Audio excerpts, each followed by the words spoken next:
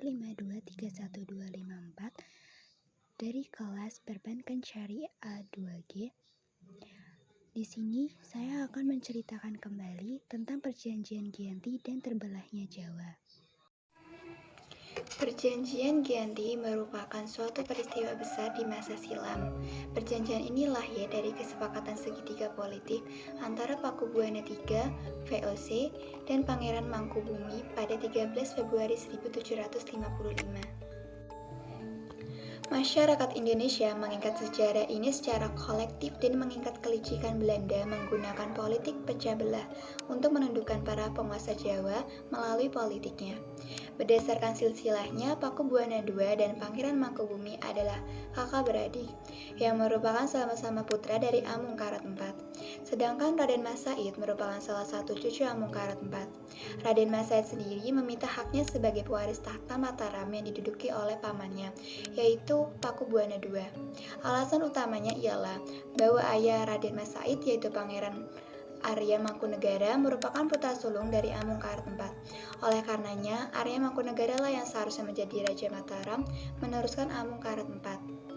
Namun karena Arya Mangkunegara sering menentang kebijakan VOC pun kemudian menaikkan putra Amungkarat IV lainnya, yakni Pangeran Prabu Suyasa, sebagai penguasa Mataram selanjutnya dan bergelar Pakubuwana II.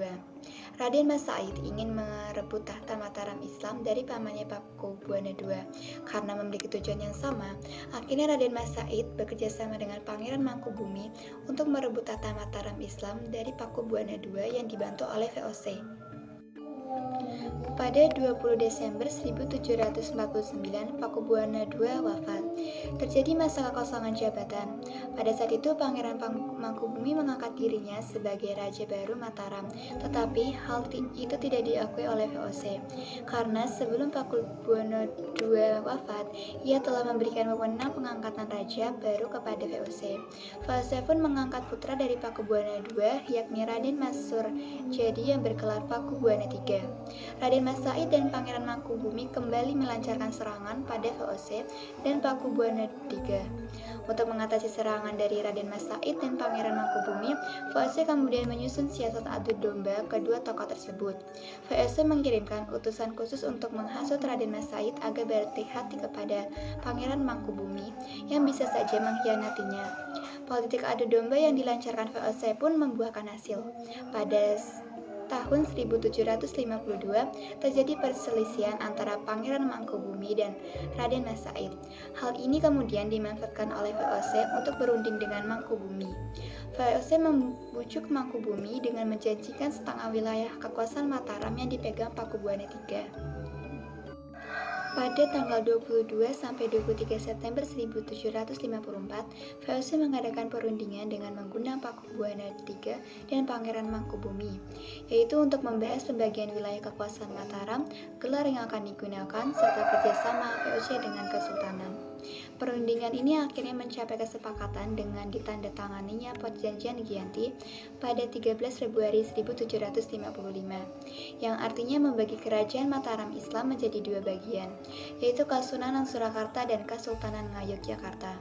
Setelah Perjanjian Giyanti ditandatangani, maka Pangeran Mangkubumi pun mendapat setengah wilayah Mataram Islam, yang kemudian memunculkan kerajaan baru bernama Kesultanan Ngayogyakarta Hadiningrat.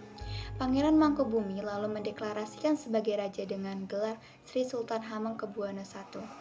Perjanjian Giyanti yang tidak merinci pembagian wilayah ini pada gilirannya menimbulkan rentetan peristiwa sehingga menyebabkan kecenderungan untuk konflik. Sementara itu, pasca Perjanjian Giyanti, Raden Mas Said masih terus melakukan pemberontakan. Seperti halnya Mangkubumi, Pangeran Sambernyawa yang merupakan keturunan Pakubuwana juga menuntut haknya sebagai penguasa wilayah. Setelah perang bertahun-tahun, VOC pun akhirnya menyudahinya dengan penandatanganan Perjanjian Salatiga pada 1757. Perjanjian ini membuat tanah Jawa kembali terbagi. Pada perjanjian ini disepakati bahwa Pangeran Sambernyawa mendapatkan sebagian wilayah dari Kasunanan Surakarta dengan wilayah yang dikenal sebagai Kadipaten Mangkunegara. Pangeran Sambernyawa pun berjatah tahta. Keterbelahan Jawa ini kemudian hari belum berhenti. Pada 1813, Pada masa Gubernur Thomas Sandford Raffles dari Kerajaan Inggris, Kesultanan Yogyakarta pun juga terbelah dengan lahirnya Paku Alaman. Dengan demikian, Tanah Jawa memiliki 4 wilayah pemerintahan.